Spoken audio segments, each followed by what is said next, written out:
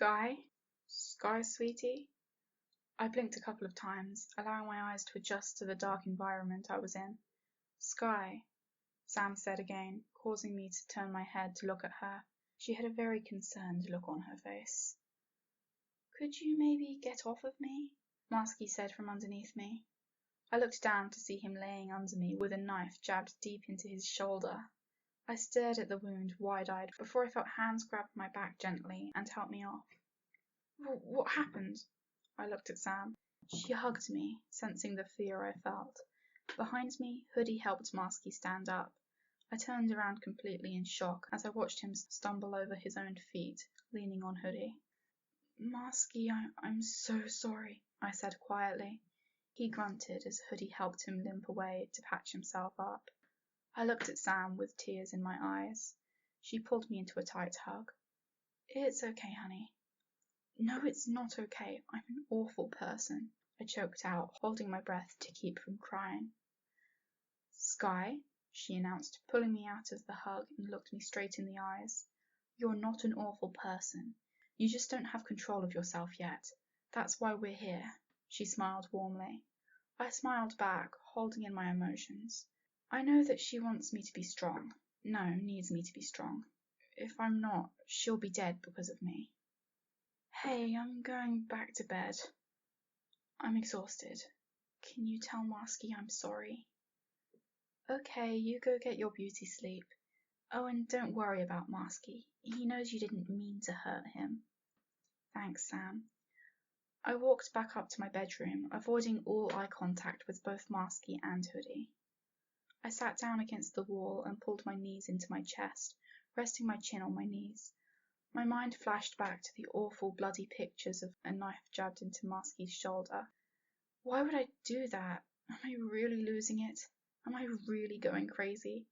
Am I really going to just kill until I'm killed? I bit my lip hard, trying to avoid the tears once again. I had to be strong. I need to stay strong for my dad, for Sally, Slendy, for Jack and Ben. I have already been weak many times, and it cost my mother her life. I bit my lip even harder, clenching my eyes shut.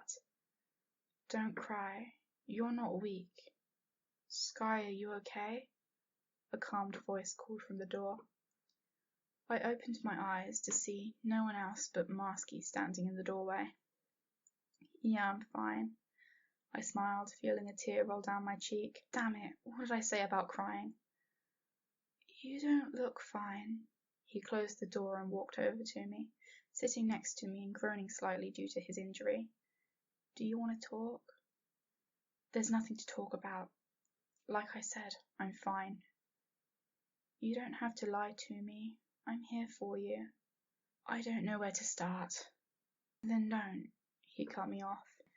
Sometimes even the strongest people just need to know that there's someone there to listen to them. So if you need to just sit here and cry, know that I'm here for you. Thank you. My voice shook as I laid my head on his good shoulder. You're welcome, he cooed. I swear it's like I could almost hear the smile in his voice. It was an unbelievable miracle. I actually had a good night's sleep, despite the whole stabbing Marsky part. I didn't have any nightmares. I slept like a rock the whole night. My face is warm. Why is my face warm? I asked myself, trying to pry my eyes open. Why is it that after getting a perfectly good night's sleep, it's nearly impossible to wake up the next morning? I finally got myself to open my eyes. Well, I was not in bed. Where was I then? I sat up and stretched, and then looked down to see that I had fallen asleep with my head in Marsky's lap. I let out a soft sigh and saw that he was still sound asleep. I yawned, unsure of what to do with him. Moving closer to him, I wrapped my arms around his neck, giving him a loose hug. Morning, I smiled. I couldn't really tell how he woke up because of the mask, but it was very calm. Oh, hey Sky. You seem very cheery this morning. I just wanted to say thank you for staying with me last night. I really needed it. It's no big deal, he said, standing up, followed by me standing up shortly after him. And I'm sorry about stabbing you. Don't even worry about it. It's in the past. I smiled at his response, and we walked downstairs into the kitchen together. I didn't want to move. It was cold outside, but Marsky's strong, warm arms were wrapped around me. His chest slowly rose and sank in a calm manner. I smiled, looking at the new morning sky, feeling refreshed. Sleeping outside is literally one of my favourite things ever. I just feel so safe. It is true. I love Marsky. The way he makes me feel is absolutely priceless. Yet I feel completely ridiculous. I don't even know what his real face looks like. I've asked him multiple times over the past week or so if I could see his real face, but he would just laugh and squeeze my hand. I let out a sigh, causing Marsky to reposition himself. A small giggle escaped, and I kissed his hand gently before wiggling out of his arms, leaving him laying there. I instantly regretted my decision of getting up because of an overwhelming sense of boredom that I had. I decided to let my more adventurous side out. I walked into town. It was 8, almost 9 on a Saturday morning, and there were a lot more people out than usual. I have been doing this for a couple weeks now. Saturdays are my day to do whatever I want, but I usually just go to the store and pick up food for the house. And let me tell you, Sam, Marsky and Hoodie eat like no one's business. And I figure since they've been helping me, the least I can do is go shopping for them. My mind was wandering every which way as I wandered through the small store casually. I thought about my dad. I know that he's physically okay because my dad, as a general rule, doesn't get hurt. I just hope that he's emotionally stable. I was worried about him. There's no doubt he's found her body, and he probably knows I did it. Oh shoot, I forgot that Brent was there too. I whispered to myself, covering my mouth up completely, forgetting about my first true love. I groaned at my stupidity. How could I just forget Brent? Maybe Marsky was just distracting me from everything else I love. Ew, I feel like a dirty cheater, I thought, shivering. I put my hands in the pockets of the sweatshirt that was clearly too big for me, and decided to walk back home so I could think. Watch where you're going, a girl yelled as we collided into each other, knocking me to the ground. I grunted, angry, as I looked up at her. OMG, Sky? She laughed. I looked at the girl, confused. Yeah?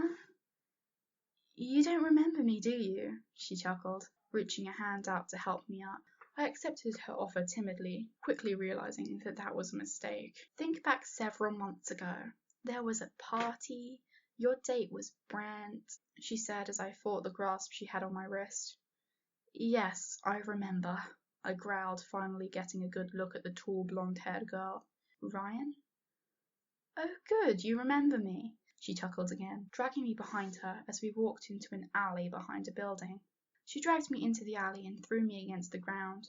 And trust me, I tried to get out of her grasp, but she was much bigger than me. Just leave me alone, I said calmly, rising back to my feet. She chuckled once again, setting her purse down against the trash can. And why would I leave you alone after you stole my man? Kill her, the voice in my head started. Please, I don't want to hurt you. Sweetie, you're a twig. You couldn't hurt me if you tried. Imagine the pleasure you'd get from this kill. You don't understand what I'm capable of, I said, more confidence in my voice, yet I was still quivering. You're weak. Come at me, she said, opening her arms wide. I'm not scared of anything you can do. I bit my lip hard enough to stop me from attacking her, but it wouldn't hold me for long. She just smirked. That's what I thought, she announced, walking right next to me. She then pushed me into the ground hard, causing me to bite through my lip. I didn't scream because I could taste my own blood. I know that you would think the opposite, but no, it kept me under control long enough to try and convince her to walk away while she was still breathing. Just stop. You'll regret this.